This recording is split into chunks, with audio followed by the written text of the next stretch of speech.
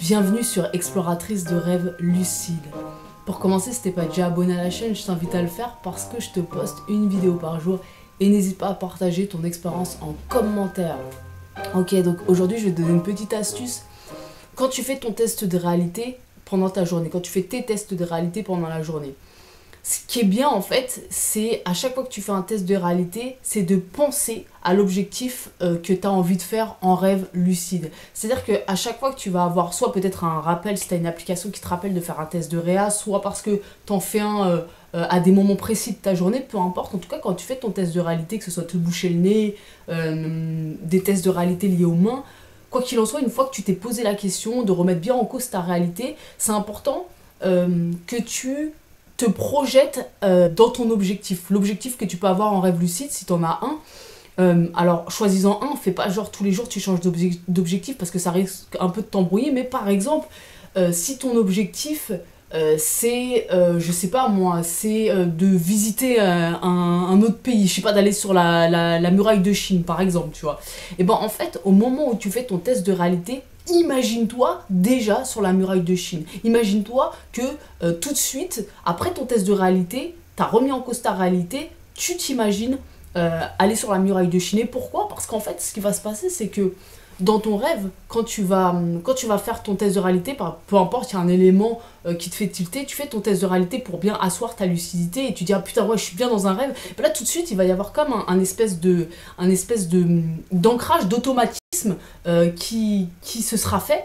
Test de réalité, objectif muraille de Chine en fait, parce qu'en fait t'auras comme fait une connexion déjà pendant ta journée et ça va forcément rejaillir dans ton rêve. Donc c'est vrai qu'on a quand même pas mal parlé des tests de réalité et des objectifs, mais ça c'est un truc qui me paraît important de souligner parce que bah, je vois bien que ça a forcément un impact, parce que je vois bien à quel point je l'ai constaté la dernière fois quand je t'ai raconté mon dernier rêve lucide.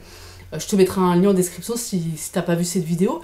Mais en fait j'ai fait un vrai constat qui m'a surpris, c'est à quel point en fait dans le rêve tout est connecté, même au-delà de notre conscience. Et donc du coup ce genre de connexion que tu vas faire dans la journée, elles vont rejaillir dans le rêve de façon presque automatique entre guillemets. Donc c'est super important de vraiment faire ça de cette façon là, test de réalité, remise en question de ta réalité et objectif, penser à ton objectif. On avait parlé de se documenter, alors on a aussi parlé du fait de ne pas avoir d'objectif.